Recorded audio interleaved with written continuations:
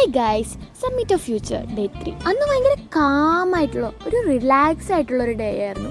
പ്രത്യേകിച്ച് പണികളൊന്നുമില്ല ചെയ്യാൻ. നമുക്ക് ഇഷ്ടമുള്ള കുറേ കാര്യങ്ങൾ നമുക്ക് ഇഷ്ടമുള്ള കുറേ ആൾക്കാരുടെ ഒപ്പം ചെയ്യുമ്പോൾ കിട്ടുന്ന ഒരു സുഖമില്ലേ, അതായിരുന്നു അന്നത്തെ ദിവസം. ലൈഫിൽ എപ്പോഴെങ്കിലുമൊക്കെ ചെയ്യണമെന്ന് വിചാരിക്കണ കുറച്ച് കാര്യങ്ങളുണ്ടാവുമല്ലോ എല്ലാവർക്കും.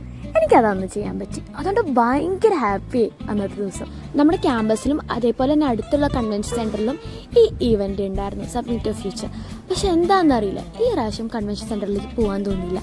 കോളേജിൽ തന്നെ ആ അറ്റ്മോസ്ഫിയറിനോട് ഇങ്ങനെ നിൽക്കാനായിരുന്നു എനിക്ക് എല്ലാവർക്കും തോന്നിയത്. ഞാൻ എൻ്റെ ലൈഫിൽ തന്നെ എക്സ്പീരിയൻസ് ചെയ്തിട്ടില്ല ഇങ്ങനത്തെ ഒരു വൈബ്. ഈ ഗെയിംസൊക്കെ വിൻ ചെയ്താൽ അവിടെ നിന്ന് അവർ കുട്ടി കുട്ടി ഗിഫ്റ്റില്ലേ, ലൈക്ക് എന്താ പറയുക, ബിസ്ക്കറ്റ്, ചോക്ലേറ്റ്, അതൊക്കെ നമുക്ക് അവർ തരും. പക്ഷെ 2 കുട്ടികളുണ്ടായിരുന്നു, നല്ല ആക്റ്റീവായിട്ട് നല്ല ക്യൂട്ടായിട്ടുള്ള കുട്ടികളില്ലേ. അവരുടെ ഒപ്പം കൂടി ഞങ്ങൾ അവരുടെ ഓരോ ഗെയിംസ് കളിക്കാറ്. നൈറ്റായപ്പോൾ കോൺസേർട്ടൊക്കെ സ്റ്റാർട്ട് ചെയ്യാൻ തുടങ്ങി.